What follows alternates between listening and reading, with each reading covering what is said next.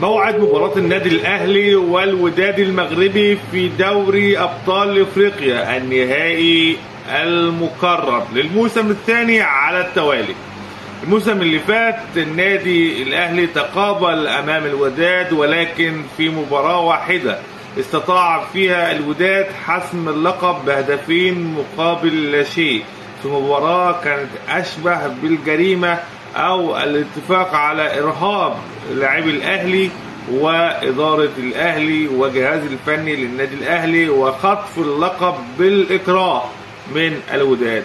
لكن هذه المرة الفرصة تأتي مجددا، ولا يلدغ المؤمن من الجحر مرتين.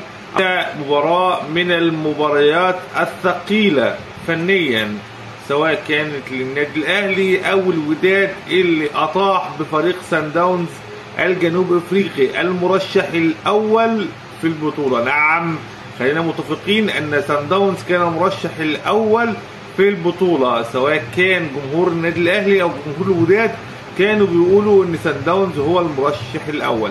لكن القدر شاء أن يجمع الوداد بالنادي الأهلي مجددا، وشاء أن يجمع الوداد والأهلي لثالث مرة في دوري أبطال إفريقيا يلتقيان. المرة الأولى كانت في 2017 واستطاع الوداد خطف اللقب، ونادي الوداد لعب أمام الأهلي في المغرب واستطاع أيضا خطف اللقب. إذا النجمتين الموجودين على تيشيرت النادي الوداد موجودين على حساب النادي الأهلي، وكلنا نعلم ان الوداد اخذهم ازاي، مش جايين شرعيين، ولكن مش هنتكلم في حته شرعيه او مش شرعيه. وحصل اللي حصل، هناك فرصه للانتقام والتعويض كل ما فات واخذ اللقب من المغرب. المباراه الاولى هتكون يوم 4/6، مباراه الذهاب في القاهره الساعه 10 مساء وسط حضور أكثر من 70,000 الساعة الكاملة، كما طالب جمهور النادي الأهلي والنادي الأهلي الساعة الكاملة لاستاد القاهرة. المباراة الثانية ستكون يوم 11/6 في المغرب في كازابلانكا، مباراة قوية بين الأهلي الذي يبحث عن الثأر وتعويض ما فات، وبين الوداد الذي يريد إثبات الذات وتحقيق الثلاثية على حساب الأحمر القاهري.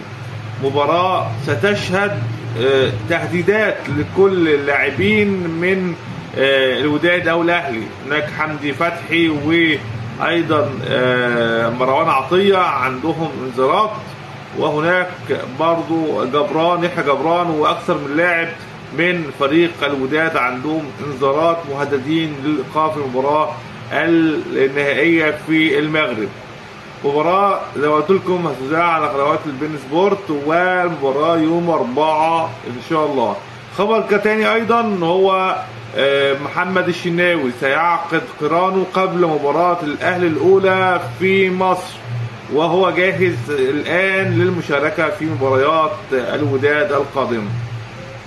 مباراة الوداد والأهلي هي المباراة الثالثة لدوري أبطال أفريقيا. آخر سنوات استطاع الوداد الفوز في بطولتين، والأهلي لم يحقق الفوز إلا في أدوار الإقصائية، وخاصة في بطولة 2020 لما فاز بالقضية ممكن في النهائي على نادي الزمالك.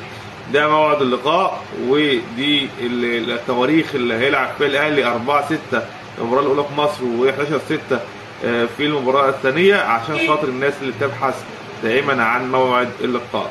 لو عجبك الفيديو ما تنساش تشيره وتعملوا اشتراك للقناة وتفعلوا زر الجرس عشان توصلكم كل جديد. والسلام عليكم ورحمة الله وبركاته.